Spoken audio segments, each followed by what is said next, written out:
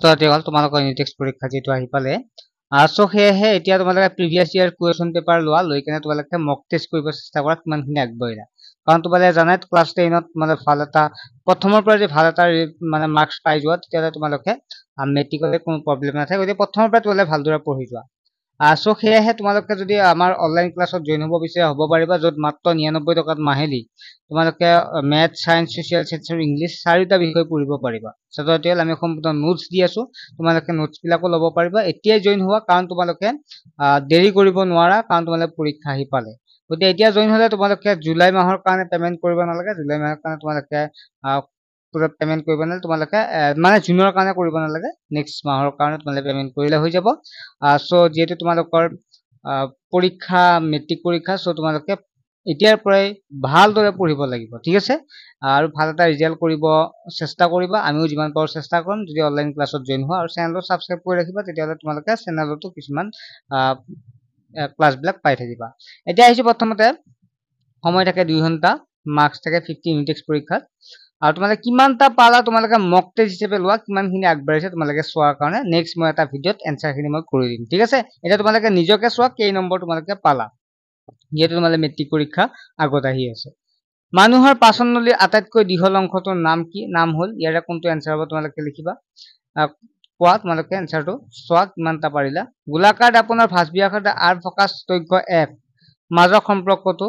ইয়াত চাৰিটা অপচন কোনটো হ'ব তলে কোনটো পদাৰ্থ লেন্স তৈয়াৰ কৰিবলৈ ব্যৱহাৰ কৰিব নোৱাৰি পাইৰুভেট অণু ভাঙি কাৰ্বন ডাই অক্সাইড পানী আৰু শক্তি উৎপন্ন হোৱা বিক্ৰিয়াটো সম্পাদিত হয় তলত দিয়া কোনটো ধাতুকল্প 2 নম্বৰ প্ৰশ্নটো হৈছে পোহৰৰ অপৱৰ্তন কাক বোলে মেণ্ডেলিভে কাম কৰা আৰম্ভ কৰোতে কিমানটা মৌলৰ বিষয়ে জনা গৈছিল পত্ৰৰন্ধ্ৰ মুক্তৰ বন্ধ হোৱা পৰিৱৰ্তন কিহে নিয়ন্ত্ৰণ কৰে সোডিয়াম মৌলটো ইলেক্ট্ৰনৰ বিন্যাস লিখা উদ্ভিদৰ দেহত জাইলেম কলাৰ কাম কি গোলাকাৰ দাপোনৰ মুখ্য অক্ষ কাক বোলে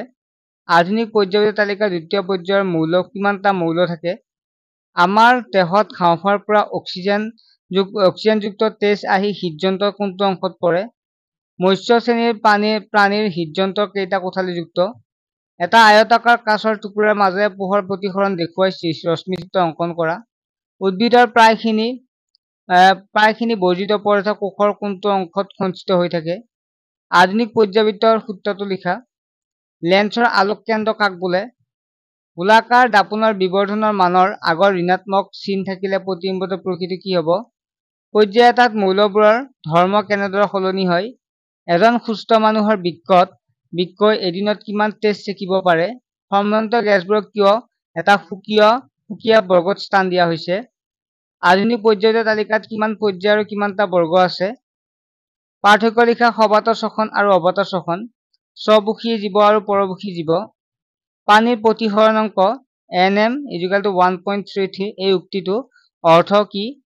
অথবা নিউল্যান্ডছৰ অষ্টক সূত্ৰৰ সীমাবদ্ধতা দুটা লিখা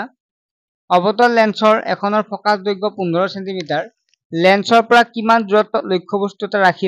ৰাখিব লাগিব যাতে তাৰ পৰা 10 সেন্টিমিটাৰ দূৰত্বত লেন্সখনে প্ৰতিবিম্ব এটা গঠন কৰিব পাৰে তদুপৰি লেন্সৰ হোৱা বিবৰ্ধন নিৰ্ণয় কৰা 15 সেন্টিমিটাৰ ফকাছ দৈৰ্ঘ্যৰ উত্তল দাপোন এখনৰ পৰা 10 সেন্টিমিটাৰ দূৰত্বত বস্তু এটা ৰখা হ'ল প্ৰতিবিম্বৰ অৱস্থান আৰু প্ৰকৃতি নিৰ্ণয় কৰা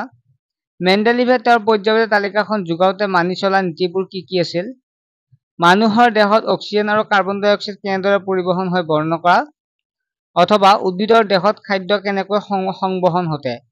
মানুহৰ ৰেচনতন্ত্ৰ পৰিষ্কাৰ চিত্ৰ অংকন কৰি ইয়াৰ কাৰ্য পদ্ধতি বৰ্ণনা কৰা ছাত্ৰছাত্ৰীসকল নিশ্চয় তোমালোকে পাৰিছা কৰিবৰ কাৰণে আৰু ভালদৰে নেক্সট কুৱেশ্যন পেপাৰ বিলাকো তোমালোকে দি দিম তোমালোকে কিমানটা পাৰা চাবা আৰু ইনটেক্স পৰীক্ষা ভাল কৰিবা আৰু মেট্ৰিকৰ কাৰণে ভালদৰে এতিয়াৰ পৰা পঢ়ি যোৱা তেতিয়াহে সময়ত এটা ভাল ৰিজাল্ট কৰিব পাৰিবা ঠিক আছে বাই